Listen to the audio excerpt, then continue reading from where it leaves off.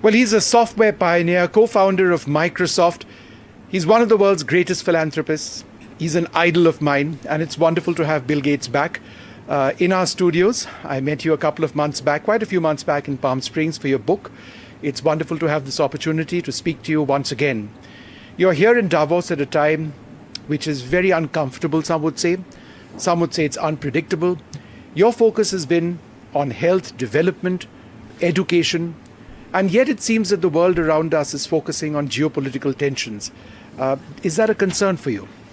Well, absolutely. The world does best when we get along, share with each other, trade with each other.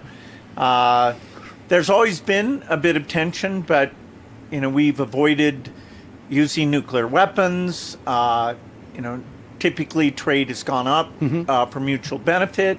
Whenever we have innovation, no matter what country it comes from, the whole world benefits. So, the turmoil in the world is a concern to me, but I'm still optimistic that the innovation and the fact that people will support and care for each other, that we'll get through what is far more tumultuous time than I thought it would be.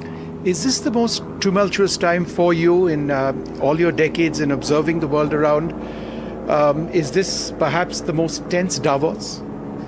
The only other time I'd say is comparable was in the 1960s. You had the Vietnam War, protests, you had unrest in American cities, you had political assassinations, and it really felt like a very tough time.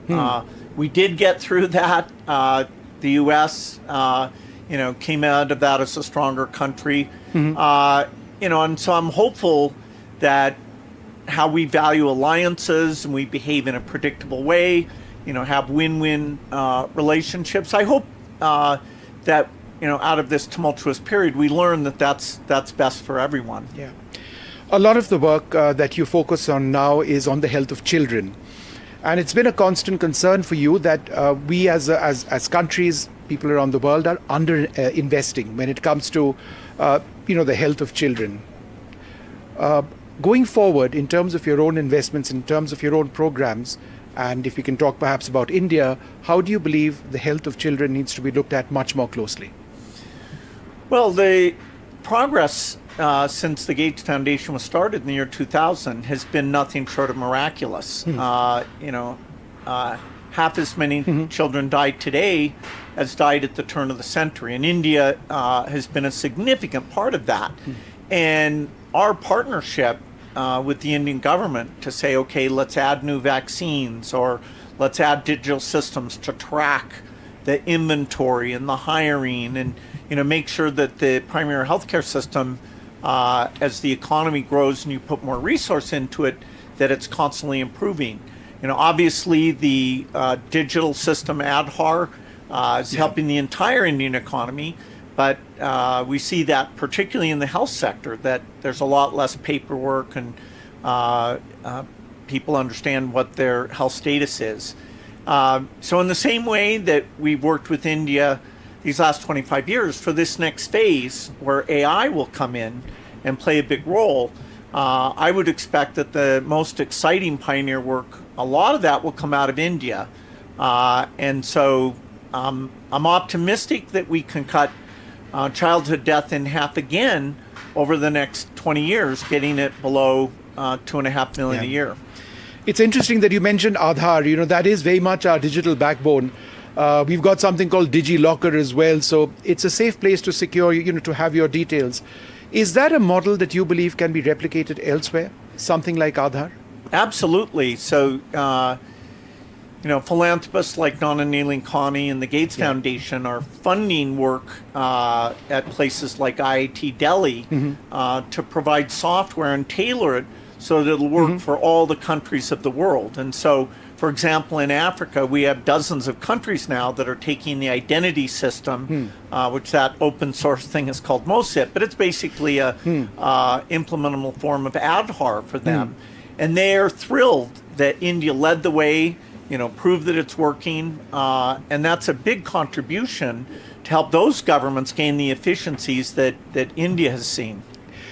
AI is obviously a great opportunity, but also a big concern.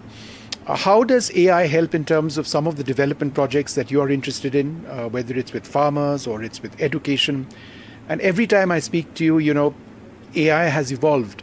So while you talk about the good things, what are some of the things that concern you? Well, first, let's start with the good things. AI, as you say, keeps getting better. And so the idea that in education we can create a tutor that knows how to motivate you and knows what you know and what you still need to learn. In agriculture, we should be able to give better advice to a poor smallholder than even the rich farmers getting today, because the weather and the prices and the varieties and the soil, we'll build systems that know that, which there's been some pilot work for that already in India. Finally, in health, this idea there's never going to be enough doctors for all your health needs, including mental health needs. So having a virtual doctor that in your local language you can consult and, it's free to you. And so it helps you know when to go to the health system and, gets rid of the paperwork there.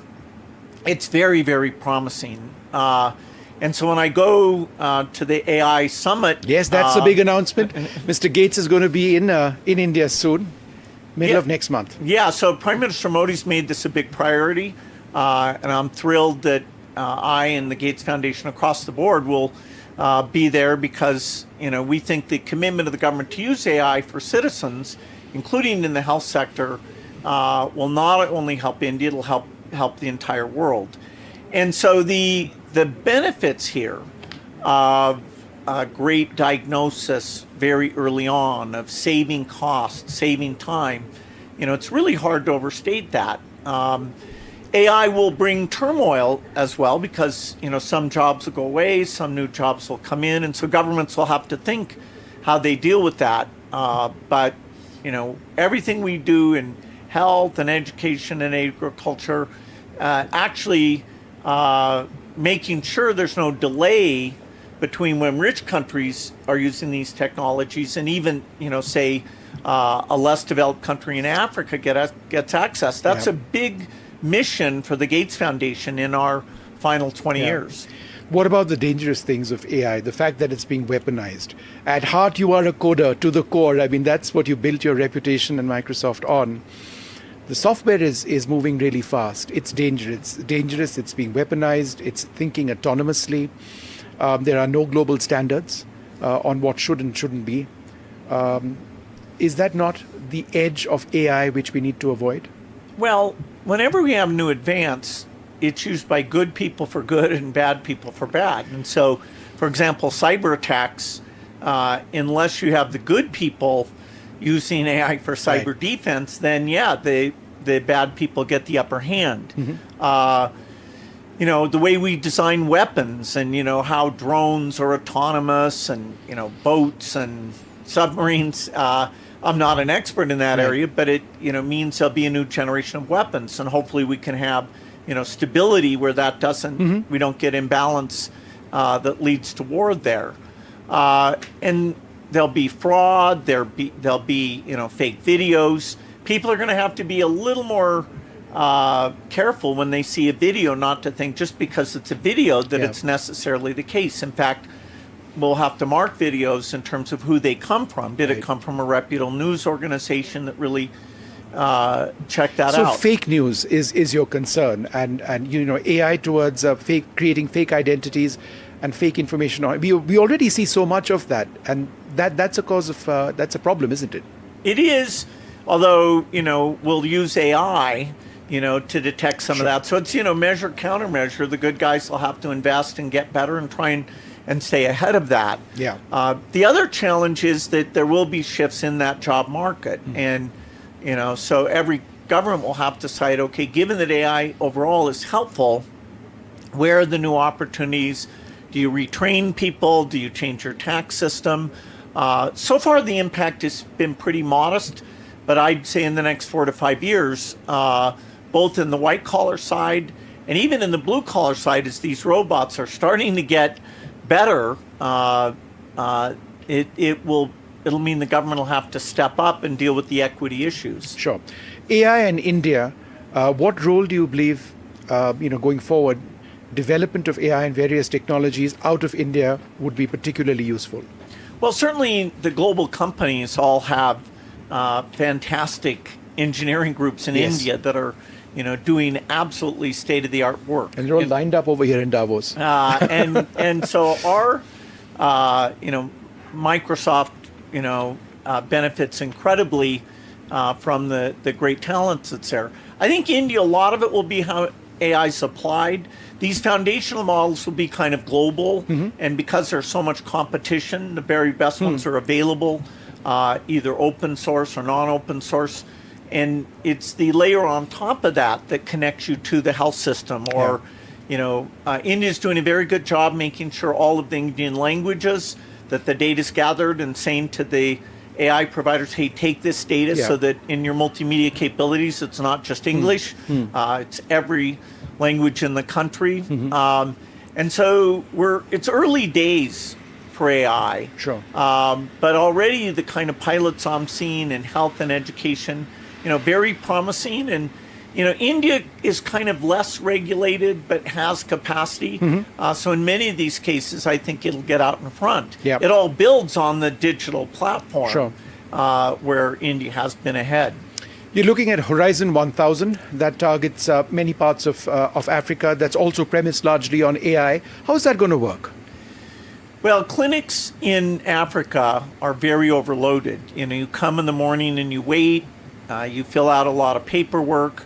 You have to re-describe to different people what you've gone through.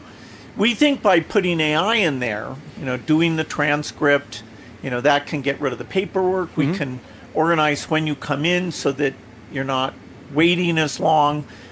We can summarize the situation so the clinician sees what they're dealing with very efficiently.